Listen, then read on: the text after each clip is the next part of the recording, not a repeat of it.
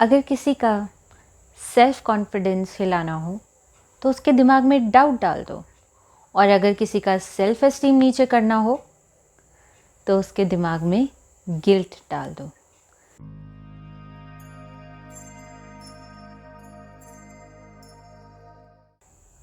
Hello everyone, I'm Anjali and I'm a counseling psychologist. Welcome to my channel. अगर किसी का self esteem high है तो वो लो हो सकता है, और इसका मेजर रीज़न रहता है गिल्ट। और कोई इंसान जिसका सेल्फ एस्टीम लो है और वो बहुत मेहनत कर रहा है बट फिर भी उसका सेल्फ एस्टीम हाई नहीं हो रहा है, उसका भी मेजर रीज़न रहता है कि वो गिल्ट में है और उससे बाहर नहीं आ रहा। सो एक्चुअली सारे फसाद की जड़ गिल्टी है। अब ये गिल्ट आप खुद अपने लिए भी जनरेट करते हैं और सोसाइटी भी आपके लिए जनरेट करती है। तो कुछ एक स्टैंडर्ड्स जो आप अपने लिए रखते हैं, कुछ सोसाइटी आपके लिए नॉर्म्स, रूल्स और रेगुलेशंस रखती है। जब आप वो पूरा नहीं कर पाते, जब आप उस पर खरे नहीं उतरते, तब आप गिल्ट में आ जाते हैं कि आपने एक स्टैंडर्ड था, एक एक्सपेक्टेशन थी, वो आप नहीं मीट कर पाए तो आप गिल्ट में आ गए। तो इन रियलिटी होता क्या है कि एक्चुअल में जो आपने बिहेवियर किया है उससे आपको इतना नुकसान नहीं होता जितना सोच सोच के आप अपने लिए बना लेते हो गिल्ट में जाके। मैं इसका आपको एक छोटा सा एग्जांपल देती हूँ।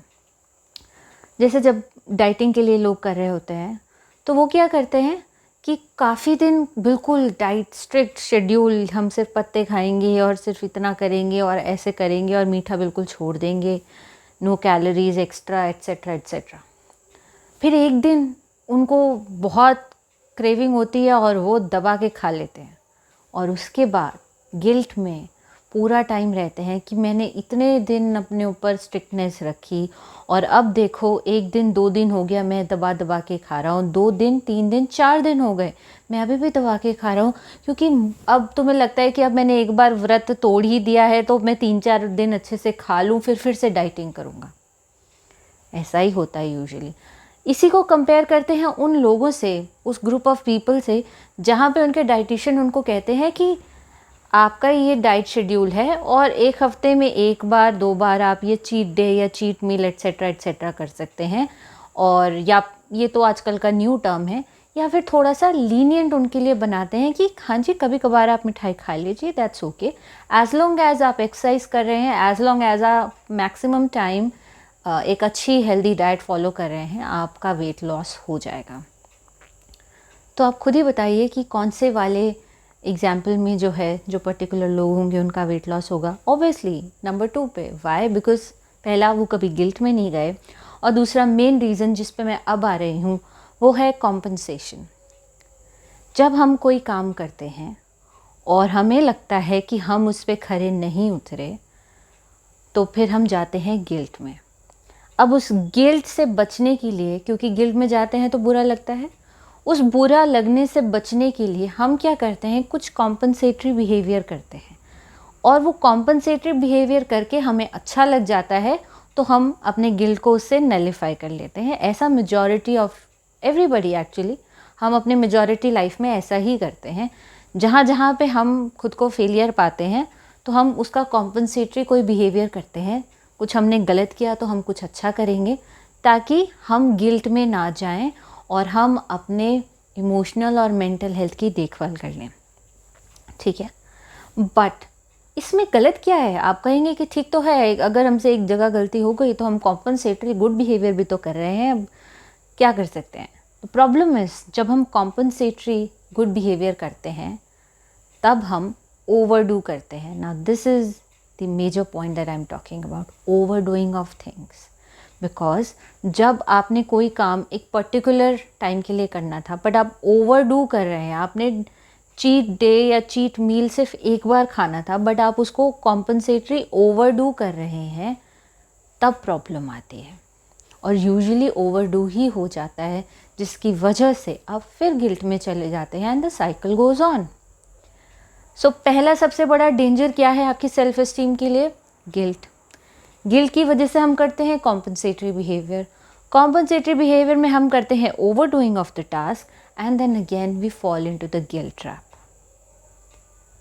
सेकंड, हम क्या करते हैं, ये तो फिर भी मैं आपको बता रही हूँ कि ये जो गिल्ट है ये चलता रहता है जहाँ पे आप कॉम्पनसेशन कर लेते हो।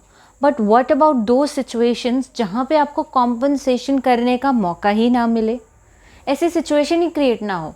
फॉर एग्जाम्पल, एक टीनेजर बच्चा है और उसको हर जगह से समझाया गया है कि लेज़ीनेस अच्छा नहीं होता है, जो लोग टाइम वेस्ट करते हैं टाइम उनको वेस्ट कर देता है, प्रोक्रेस्टिनेशन से बाहर आओ तभी कुछ लाइफ में कर पाओगे।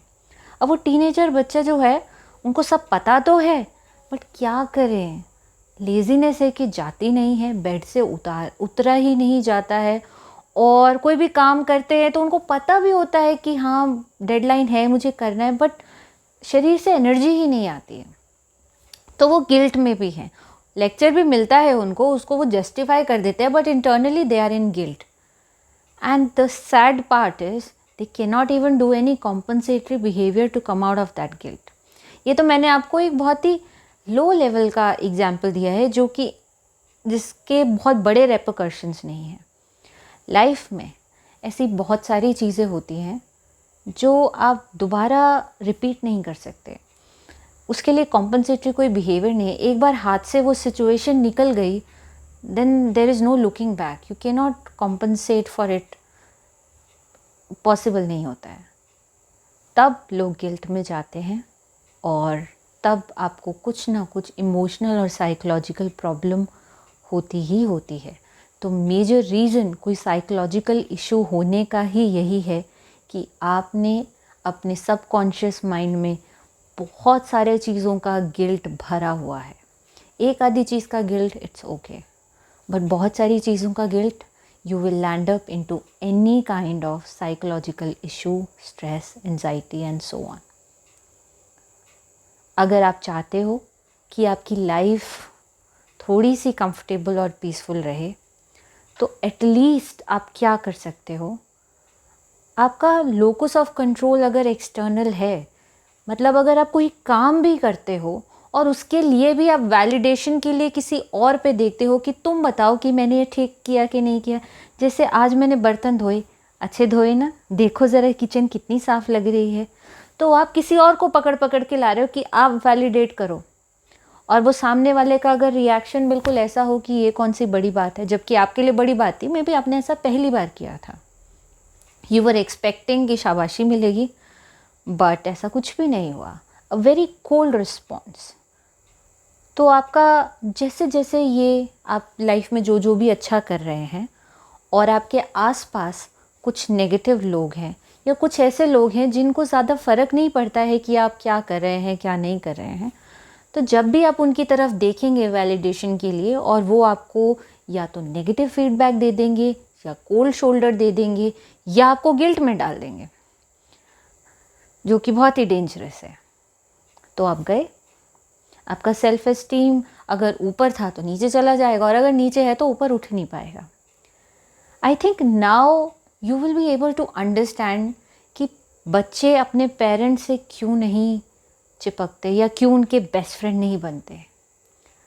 वो इसलिए कि जब भी बच्चे अपनी चीज़ें शेयर करते हैं, क्योंकि जब अपने पीयर से शेयर करते हैं वो उनको ज़्यादा रूल्स, रेगुलेशंस और गाइडलाइंस, इन सब की तलवार उनके सिर पे नहीं रखते, तो इसलिए वो इजीली उनके साथ अपनी बातें शेयर करते हैं और उनका मन हल्का हो जाता है एंड बात ख़त्म हो जाती है। बट पेरेंट्स के साथ क्या होता है, पेरेंट्स के साथ जब वो बातें शेयर करना शुरू करते हैं तो उनके जैसे ही एक्सप्रेशन चेंज होते हैं, ऑल्दो उन्होंने मुँह से भी कुछ बोला नहीं है, उनके एक्सप्रेशन भी चेंज होते हैं ना, तभी बच्चे को समझ में आ जाता है। बच्चा बहुत सेंसिटिव होता है, उसको समझ में आ जाता है कि this is what I have done something wrong and now अब आप मानो ना मानो बच्चे के सबकॉन्शियस माइंड में तो गिल्ट चला गया ना, तो कोई क्यों गिल्ट का बोझ अपने ऊपर कैरी करना चाहेगा, तो वो उन लोगों से बात ही करना बंद कर देगा जिनसे बात करके उनको रोज़ गिल्ट मिलता है।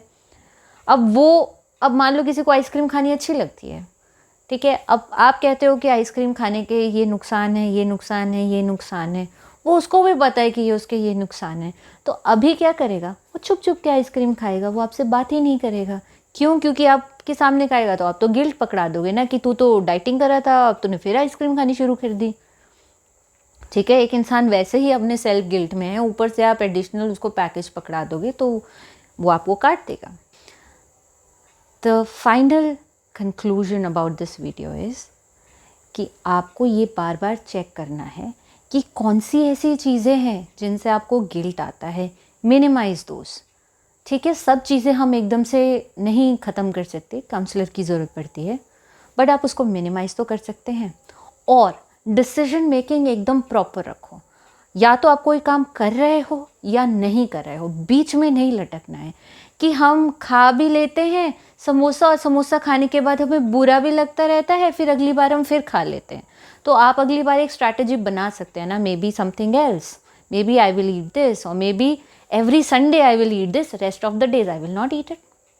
ठीक है, तो इस तरीके से आपको एक डिसीजन मेकिंग सॉलिड बनानी पड़ेगी ताकि आप अपने गिल्ट से बाहर रहें, and that way you will be able to lead a very guilt-free life and your self-esteem is going to go high. Thank you very much. Press the like button, subscribe to my channel and share this video with a lot of people. I'll see you in my next video. Till then, take care. Bye-bye.